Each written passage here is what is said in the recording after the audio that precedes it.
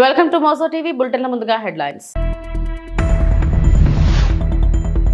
ప్రయాగ్రాజ్ మహాకుంభమేళా 2025 జనవరి 13 నుండి నిర్వహణ.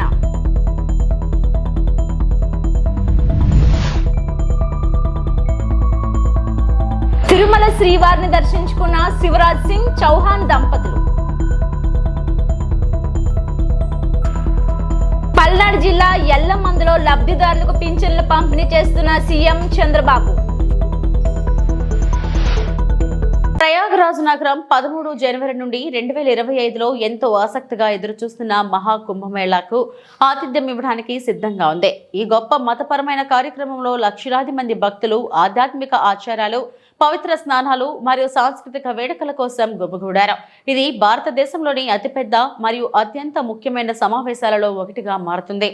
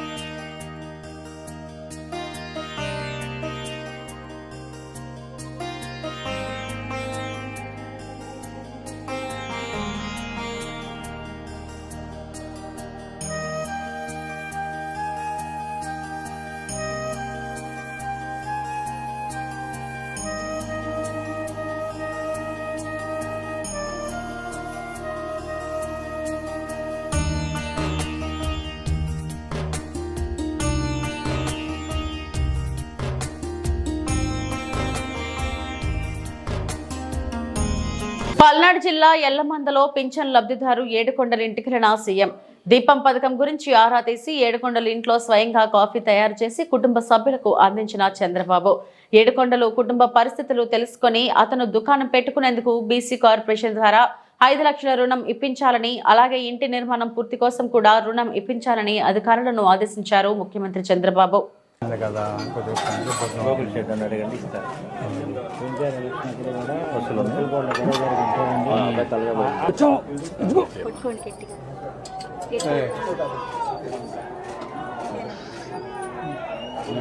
గ్లాసులు వేయడమేనా?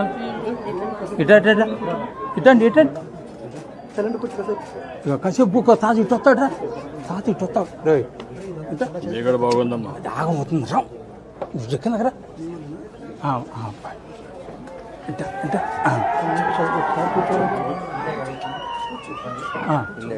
ఇల్లాను అబ్బాయికి ఏదన్నా లోన్ అప్పుడే 2019 చెప్పు. డాక్టర్ నా ఇద్దరం కొట్టారు అప్పుడు. అదే మరి అప్పుడే దెబ్బ తగిలింది.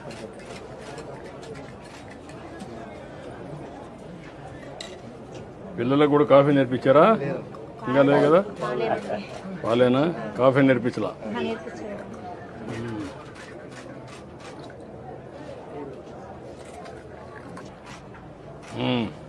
తాగమ్మా రా. మీ నాన్న ఎక్కడ పక్కన రా, కూర్చుని రమ్మ. కూర్చోరా.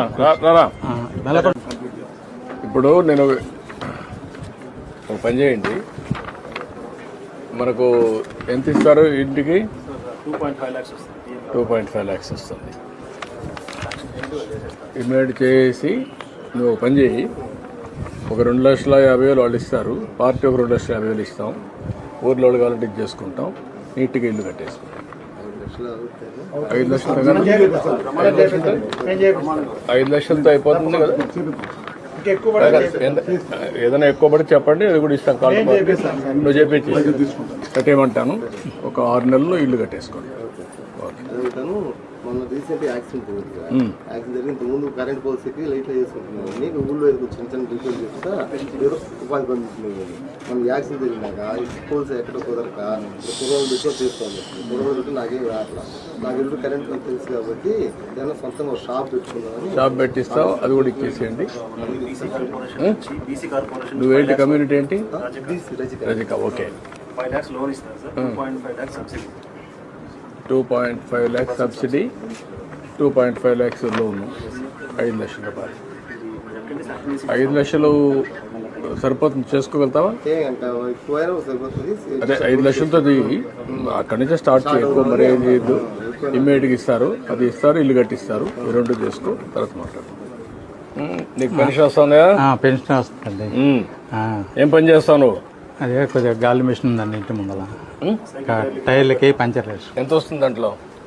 నెలకి ఒక 4,000, 5,000. 4-5 వస్తుంది. ఇది ఒక 4,000 వస్తుంది. 4,000 వస్తున్నాయి కాబట్టి కొద్దిగా నాకు ఆరోగ్యం కొద్దిగా బాగాలేదు కదా, ఆ మందులు కోటికి సరిపోతున్నాయి. ఎక్కడ ఇబ్బంది లేకుండా పెద్ద ఇబ్బంది లేకుండా బతుకుతున్నా. నీ పేరేంటమ్మా? సురేష్. నీ పేరమ్మా? అంజలి. నా పేరు ఏడుకొండ.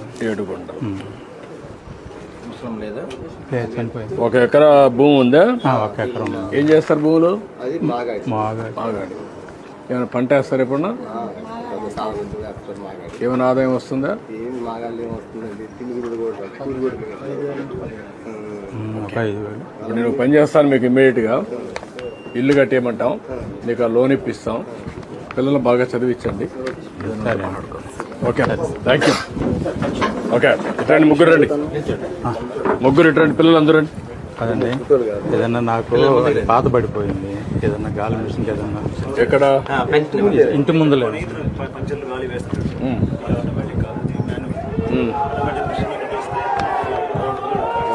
ఆటోమేటిక్ మిషన్ పెట్టించండి. ఇచ్చేసి అవి కూడా ఇచ్చేసారు. ఫ్యామిలీని సెట్ చేయండి. ఏదో నీ పేరు చెప్పుకొని బతుకుతా.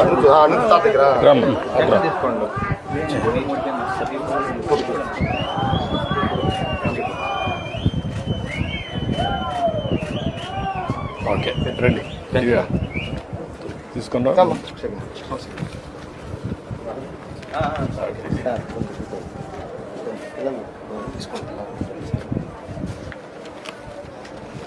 సార్ పిల్లలు వస్తే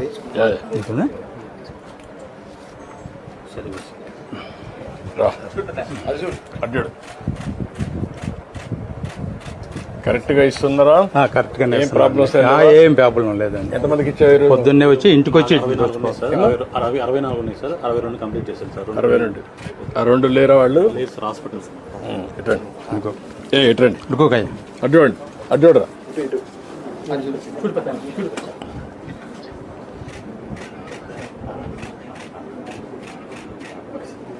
పల్నాడు జిల్లా ఎల్లమందలో లబ్ధిదారులకు పింఛన్లు పంపిణీ చేస్తున్న సీఎం చంద్రబాబు. సారమ్మ ఇంటికి వెళ్లి పింఛన్ నగదు అందజేసి ఆమె కుటుంబ కష్టాలు అడిగి తెలుసుకున్న సీఎం, సారమ్మ కుమారుడికి ఎస్సీ కార్పొరేషన్ ద్వారా ₹1,00,000 రుణం ఇప్పించాలని, సారమ్మ కుమార్తెకు నీట్ కోచింగ్ ఇప్పించాలని అధికారులకు సూచించిన ముఖ్యమంత్రి. మీ హస్బెండ్ చనిపోయాడు, కరోనా వచ్చి చనిపోయాడు. కరోనా సమయంలో సెకండ్ వేవ్. అంటే ఎంత ఏజ్ ఎంత అప్పటికైంది? ఏమన్నా అలవాట్లు ఏమైనా ఉన్నాయా? తాగుడు కానీ అవన్నీ?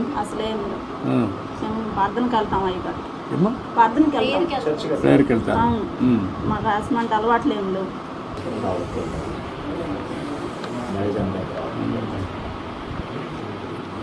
ఇప్పుడు మీ ఇంటి మీద సోలార్ పెట్టిస్తే పెట్టుకుంటారమ్మా?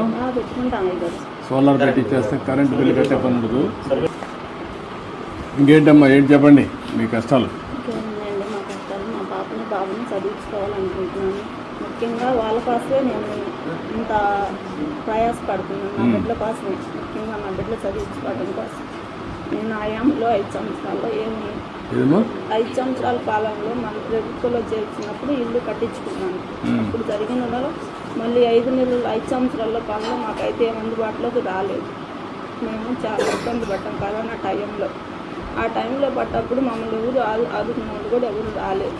5 సంవత్సరాల పాలనలో కూడా అప్పుడు 50,000 కరెంటు బిల్లు కట్టితేనే మీకు పింఛన్ ఇస్తాము, లేకపోతే మేయం. సచివాలయంలోకి వచ్చిన పింఛన్ ఎన్నికెళ్ళిపోయింది. ఎన్నికెళ్ళిపోతే 50,000 బిల్లు కట్టమంటే అబ్బాయి కూలి పని చేసుకుని ఇప్పుడు కూడా మేము నెల వచ్చాము 3,000 రూపాయలు డబ్బులు కట్టుకుంటున్నాం పింఛన్ కోసం 50,000 తెచ్చి. అప్పుడు మాకు సచివాలయంలో పింఛన్ ఇచ్చారు 50,000 కరెంటు బిల్లు కడితేనే. ఆ 50,000 కట్టుకొని ఇప్పుడు నేను అప్పుడు 2,750 రూపాయలు పింఛన్ తీసుకుంటున్నాను. ఇప్పుడు 4,000 వచ్చి నాకు అయ్యగారు నా బిడ్డని 4,000 రూపాయలు పెట్టి నా బిడ్డ నేను పోషించుకొని చదివించుకుంటున్నాను. అబ్బాయి తెచ్చిన 200 జీవిత ప్రకారం మేము ఇంట్లో ఆయుధ ప్రకారం వాడుకున్న ఎట్నా సార్ పాపని చదివించుకునే సామతికి మేము ఇప్పుడు నువ్వు ఇచ్చిన డబ్బులు పెట్టి మేము వాడుకున్నాం. బాగా చదివించమ్మా పాపని, మంచి భవిష్యత్తు ఉంటుంది. డాక్టర్ అవుతావా? నమ్మకమేనా? నువ్వు కూడా టైం ఉన్నప్పుడు చదువుకోకూడదు పార్ట్ టైం. నువ్వు ఇంటర్మీడియట్ ఏం చేసావు అప్పుడు? పాస్ అయినావు. ఇంటర్మీడియట్ ప్రైవేట్ ఇది చేస్తే నీకు క్వాలిఫికేషన్ కూడా వస్తే వ్యాపారానికి కూడా నీకు ఉపయోగపడుతుంది. ఇంటర్మీడియట్ పాస్ అయ్యావనుకో, దెన్ డిగ్రీకి వెళ్ళు, కొద్దిగా టైం స్పెండ్ చేయి. నువ్వు పాలిటెక్నిక్ అదే పాలిటెక్నిక్ చేయించు, నీకు ఐడియా వస్తుంది, చాలా ఉద్యోగాలు వస్తాయి. రెండోది వచ్చి నీకు వ్యాపారం మీద కూడా కంట్రోల్ వస్తుంది. చిన్నగా ఇచ్చి ముందు రిపేర్ చేయి, ఆ 3 లక్షలు పెట్టి దాని నుంచి నెక్స్ట్ ఎట్ పోవాలి, చదువుకుంటూ 2 పనులు చేయి. ఓకే అమ్మా, నేను ఆ డబ్బులు కూడా ఇప్పుడు బిల్లు ఇచ్చేసేయమంటాను. ఇది కూడా పెట్టిస్తాం, సోలార్ పెట్టిస్తాం. ధైర్యంగా ఉండండి. ఈ పాపని ఏం కావాలో అవన్నీ ఇప్పించి చదివించాలి. నాకు ఎంబీబీఎస్ తీసేట్టుగా మీరు మెంటరింగ్ చేయాలి రేపటి నుంచి. పాప జిల్లా అడ్మినిస్ట్రేషన్లో ఉండాలి, ఒకటి టేక్ లాజికల్. ఓకే అమ్మా, బాగా చదువుకోమ్మా. రండి తీసుకోమ్మా.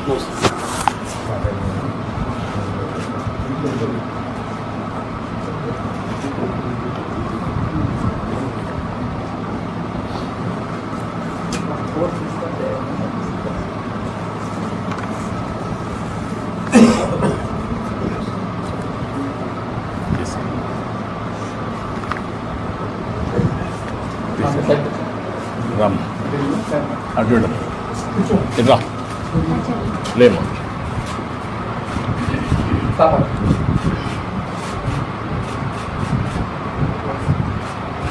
రామ్ రండి పిల్లలు రండి. కరోనా టైంలో మన వాళ్ళ ఇంటికి వచ్చాం సార్. ముందాక నేను దగ్గర బాధేసింది వివరాలు బయట మన కార్యకర్తలు వచ్చారు. రమేష్ గారు ఓకే అమ్మా, ఇచ్చారు. ధైర్యంగా ఉండమ్మా. ఓకే అమ్మా, గుడ్. Thank you. జై చంద్రన్న, జై జై చంద్రన్న, జై జై చంద్రన్న. Thank you. ధైర్యంగా ధైర్యంగా బాగా చదివిస్తుంది. ధైర్యంగా ఉండండి. మీకు మళ్ళా కేటగరైజేషన్ వస్తుందమ్మా ఇప్పుడు మాలామాదిలో. కేంద్ర మంత్రి శివరాజ్ సింగ్ చౌహాన్ తిరుమల శ్రీవారిని దర్శించుకున్నారు. వైకుంఠ క్యూ కాంప్లెక్స్ సుపథం ప్రత్యేక మార్గం ద్వారా ఆలయంలోకి వెళ్లిన కేంద్ర మంత్రి దంపతులు స్వామివారి సేవలో పాల్గొన్నారు. టీటీడీ అధికారులు ఆయనకు స్వాగతం పలికి దర్శన ఏర్పాట్లు చేశారు. అనంతరం గర్భాలయంలో స్వామివారిని దర్శించుకున్న శివరాజ్ సింగ్ చౌహాన్ కు ఆలయ అధికారులు స్వామివారి తీర్థ ప్రసాదాలను అందజేశారు.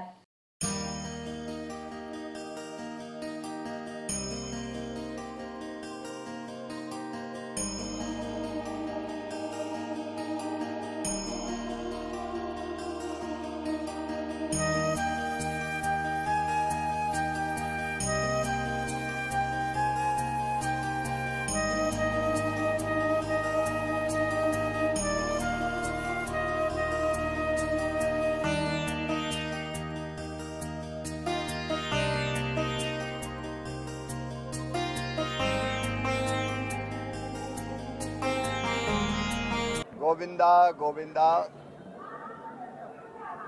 भगवान वेंकटेश्वर जी को प्रणाम। वो कहते हैं कि जो शरीर मन बुद्धि और कर्म मुझ में अर्पित करता है, मैं स्वयं उनकी चिंता करता हूँ। भगवान सब पर कृपा की वर्षा करे।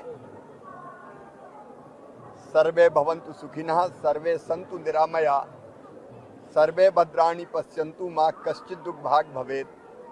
सब सुखी हों, सब निरोग हों, सबका मंगल हो, सबका कल्याण हो, यही उनके चरणों में प्रार्थना है। और प्रधानमंत्री नरेंद्र मोदी जी के नेतृत्व में हमारा देश लगातार प्रगति करता रहे, लगातार आगे बढ़ता रहे और भारत विश्व बंधु बनकर విశ్వ కా కళ్యాణ్ భీ కరే. ముఖ్యమంత్రి చంద్రబాబు 2 ఎకరాల నుంచి 1000 కోట్లు ఎలా సంపాదించారని వైఎస్ఆర్సీపీ నేత మాజీ మంత్రి గుడివాడ అమర్నాథ్ సూటిగా ప్రశ్నించారు. ఆ రహస్యం ఏమిటో ప్రజలకు చెప్పాలని ఆయన డిమాండ్ చేశారు. నమ్మకానికి మోసానికి మధ్య ప్రజలు వ్యత్యాసం చూశారని పేర్కొన్నారు. చంద్రబాబు ఎన్నికల సమయంలో సూపర్ 6 అంటూ మోసం చేసి అధికారంలోకి వచ్చారని మండిపడ్డారు. నిరుద్యోగ యువతను చంద్రబాబు మోసం చేశారని నిలదీశారు. మంగళవారం విశాఖలోని వైఎస్ఆర్సీపీ జిల్లా కార్యాలయంలో గుడివాడ అమర్నాథ్ మీడియాతో మాట్లాడారు. మరి ఈరోజు దేశంలో అత్యంత ధనిక సీఎం చంద్రబాబు నాయుడు గారు 960 కోట్ల రూపాయలు ఆస్తులు విలువ కలిగినటువంటి ముఖ్యమంత్రి చంద్రబాబు నాయుడు గారు అని చెప్పి నిన్ననే సర్వేలు వచ్చినాయి. వాళ్ళు పొరపాటున 2 సున్నాలు 3 సున్నాలు మర్చిపోయినట్టున్నారు. కేవలం 960 కోట్లు అన్నారు. ఇంకో 2-3 సున్నాలు యాడ్ చేయాలి. 2 ఎకరాలతో మొదలుపెట్టినటువంటి చంద్రబాబు నాయుడు గారు ఈరోజు ఆ స్థాయికి ఏ రకంగా వెళ్ళారో ప్రజలకు సమాధానం చెప్పాలి. మరి మీరు ఈరోజు ధనిక సీఎం అని చెప్పి దేశం అంతా చూస్తూ ఉంది. మరి ప్రజలకు మీరు ఇచ్చినటువంటి హామీలు మీ డబ్బు నుంచి ఇస్తారా, లేదా ప్రభుత్వం డబ్బు నుంచి ఇస్తారా, లేదా మీరు అప్పు చేసినటువంటి డబ్బు నుంచి ఇస్తారా? ఈరోజు ప్రజలందరూ కూడా ఎదురు చూస్తూ ఉన్నారు. ప్రభుత్వం సూపర్ 6 చెప్పిన పథకాల్లో ఇప్పటికీ గడిచినటువంటి 7 మాసాల్లో, కొన్ని 7 మాసాలు అంటే రేపు 4వ తారీఖుకి 7 మాసాలు పూర్తవుతుంది. 6 మాసాల్లో ప్రజలకి ప్రభుత్వం ఎంత అప్పు ఉందో అనేటువంటిది పథకాల ద్వారా మీ ద్వారా ప్రజలకు తెలియజేస్తారు. ఆడబిడ్డ నిధి అని చెప్పి ఒక పథకం చెప్పారు. ఇందాక మీకు చెప్పినట్టు 18 సంవత్సరాలు నిండినటువంటి మహిళలకి నెలకి 1500 రూపాయలు చొప్పున ఇస్తామని చెప్పి ఎన్నికల్లో ఇచ్చినటువంటి హామీ. ఈ రాష్ట్రంలో 18 సంవత్సరాలు నిండినటువంటి మహిళలు 2 కోట్ల మంది ఉన్నారు. అంటే నెలకి 1500 రూపాయలు చొప్పున 2 కోట్ల మందికి యావరేజ్ నెలకి 3000 కోట్లు. అంటే 6 నెలలకి ఎంత బకాయి ఉన్నాడు? 6 నెలలకి 18,000 కోట్ల రూపాయలు ఈ రాష్ట్రంలో మహిళలకు బకాయి ఉన్నారు. పెట్టుబడి సాయం కింద రైతు భరోసా కార్యక్రమం, అన్నదాత కార్యక్రమం 20,000 రూపాయలు చొప్పున 50 లక్షల మంది రైతులకి దాదాపు 10,000 కోట్ల రూపాయలు బకాయి ఉన్నారు. అమ్మఒడి కింద రాష్ట్రంలో ఎంతమంది పిల్లలు ఉంటే అంతమంది పిల్లలకి 15,000 రూపాయలు చొప్పున ఉన్నారు. 83 లక్షల మంది పిల్లలు ఉన్నారు, చదువుకునేటువంటి పిల్లలు. నంద్యాల జిల్లా శ్రీశైలం మల్లన్న ఆలయంలో జనవరి 1వ తేదీ సెలవు రోజు కారణంగా భక్తుల రద్దీ అధికంగా ఉంటుందని ముందస్తు అంచనాతో జనవరి 1న శ్రీ స్వామివారి స్పర్శ దర్శనం పూర్తిగా నిలుపుదల చేసి రేపు భక్తులందరికీ శ్రీ స్వామివారి అలంకార దర్శనానికి మాత్రమే అనుమతిస్తామని, అలానే శ్రీ స్వామివారి అర్జిత గర్భాలయ సామూహిక అభిషేకాలు కూడా నిలుపుదల చేస్తూ వాటితో పాటుగా ఉభయస్తమాన ప్రాతకాల ప్రదోషకాల సేవలు నిలుపుదల చేస్తున్నట్లు ఈవో తెలిపారు. అయితే భక్తుల రద్దీ దృష్ట్యా సర్వదర్శనం క్యూ లైన్లోని భక్తులకు ఎటువంటి ఇబ్బందులు కలగకుండా ఉండేందుకు భక్తులందరికీ త్వరితగతిన శ్రీ స్వామి అమ్మవార్ల దర్శనం కల్పించేందుకు వీలుగా గతంలో వలనే ప్రస్తుతం నిర్ణయం తీసుకున్నట్లు ఆలయ ఈవో శ్రీనివాసరావు తెలియజేశారు. ఓం నమ శివాయ. భక్తులకి విజ్ఞప్తి, జనవరి 1వ తేదీ అదేవిధంగా 31వ తేదీ భక్తుల తాకిడి ఎక్కువగా ఉన్నందున 1వ తేదీ స్పర్శ దర్శనం, అదేవిధంగా అన్ని సేవలను నిలుపుదల చేసి కేవలం స్వామివారి యొక్క అలంకార దర్శనానికి మాత్రమే అనుమతించడం జరుగుతుంది. గర్భాలయంలో ఆర్జిత సేవల్ని నిలుపుదల చేయడం జరిగింది. స్వామివారి యొక్క రోజువారీగా జరిగేటువంటి కార్యక్రమాలు జరుగుతాయి, కానీ భక్తులకి ఆర్జిత సేవలు నిలుపుదల చేయడం జరిగిందని చెప్పి గమనించి వచ్చేటువంటి భక్తులు వారి వారి ప్రయాణ సౌకర్యానికి అనుగుణంగా ఏర్పాట్లు చేసుకోవాల్సిందిగా విజ్ఞప్తి. స్పర్శ దర్శనం అదేవిధంగా అంతరాలయంలో జరిగేటువంటి సేవ అన్నింటిని కూడా నిలిపివేయడం జరిగిందని చెప్పి తెలియజేస్తున్నాం. ఈ విషయాన్ని భక్తులు గమనించి తదనుగుణంగా దేవస్థానం వారికి సహకరించవలసిందిగా విజ్ఞప్తి చేస్తుంది. దళితుల పట్ల కూటమి ప్రభుత్వం నిర్లక్ష్యంగా వ్యవహరిస్తుందని వైఎస్ఆర్ కాంగ్రెస్ పార్టీ రాష్ట్ర ఎస్సీ సెల్ అధ్యక్షుడు సుధాకర్ బాబు మండిపడ్డారు. కూటమి ప్రభుత్వానికి ఓటు వేయలేదనే కారణంతో టీడీపీ నేతలు ఇళ్లపైకి వెళ్లి దాడులు, ఆస్తులను తగలపెట్టడంతో పాటు మహిళలపై వేధింపులకు గురి చేయడం దారుణమని ఆయన ఆరోపించారు. కర్నూలు జిల్లాలో పత్తికొండ నియోజకవర్గంలోని బొమ్మిరెడ్డిపల్లిలో ఎస్సీ సామాజిక వర్గానికి చెందిన కొన్ని కుటుంబాలను గ్రామం నుండి వెలివేయడం జరిగిందని, దీనిపై జిల్లా ఎస్పీ బిందు మాధవ్ దృష్టికి తీసుకువచ్చామని తెలిపారు. కూటమి ప్రభుత్వం ఇచ్చిన హామీలను అమలు చేయడం పోవడంతో పాటు ఇలాంటి దారుణాలు చేయడం హేయమైన చర్య అని ఆయన విమర్శించారు. రాజ్యాంగం బాబాసాహెబ్ అంబేద్కర్ ఇచ్చిన రాజ్యాంగంలో దళితులను గ్రామ బహిష్కరణ చేసే హక్కు మీకు ఎవరిచ్చారని అడుగుతున్నాం. పోలీసులు పూర్తిగా ఎందుకు చర్య తీసుకోలేదని అడుగుతున్నాం. నిజంగానే అలాంటి పరిస్థితులు, ఘర్షణలు మళ్ళీ వచ్చే కార్యక్రమం ఉంటే మీరు ఎందుకు చర్యలు తీసుకోలేదు, ఎందుకు రక్షణ కల్పించలేదు? మీరే అధికారంలో ఉన్నారు కదా, మరి ఇంకొక సంఘటన జరగకుండా పూర్తిగా రక్షణ ఏర్పాటు చేసే కార్యక్రమాన్ని పోలీసు వారు ఎందుకు చేయలేదని అడుగుతుంది వైఎస్ఆర్ కాంగ్రెస్ పార్టీ. ఆ పని చేయకుండా 8 నెలల కాలం పూర్తిగా వైఎస్ఆర్ కాంగ్రెస్ పార్టీకి సంబంధించిన కుటుంబాలు మొత్తాన్ని గ్రామంలోంచి వెలేశారు, గ్రామ బహిష్కరణ చేశారు. 300 ఎకరాల పైచీలకు భూమి ఈ రోజున బీడు భూమిగా మారిపోయింది. చదువుకునే పిల్లలకు చదువు పోయింది. బాలింతలు, వికలాంగులు పూర్తిగా ప్రభుత్వం నుంచి రావాల్సిన ఏ ఒక్క పథకాలని పొందలేకపోతున్నారు. చిట్ట చివరికి మిత్రులారా, రేషన్ బియ్యాన్ని కూడా తీసుకునేదానికి ఈ రోజున అవకాశం లేకుండా పోయింది గ్రామంలో. ఎందుకు ఈ వివక్ష? ఏమిటి దారుణం? ఓ తప్పుడు సంఘటన జరిగింది, ఓ దురదృష్టకరమైన సంఘటన జరిగింది. కేవలం మీ వాడి యొక్క దురహంకారంతో, మీ వాడి యొక్క దౌర్జన్యకాండతో మీ రౌడీ షీటరు దళిత మాదిగపల్లి మీద పడి దారుణమైన అఘాయిత్యం చేస్తుంటే అడ్డుకున్నారు, ప్రాణాలను అడ్డం పెట్టి పోరాడారు. దాని మీద చట్ట ప్రకారం చర్యలు తీసుకోమని మేము అడుగుతున్నాం. ఇప్పటికే మీరు జైలుకు పంపారు. లేదు, మీరు ఛార్జ్ షీట్ వేసిన తర్వాత మళ్ళీ శిక్ష జడ్జి గారు వేస్తారు, చట్టం తన పని తను చేస్తుంది.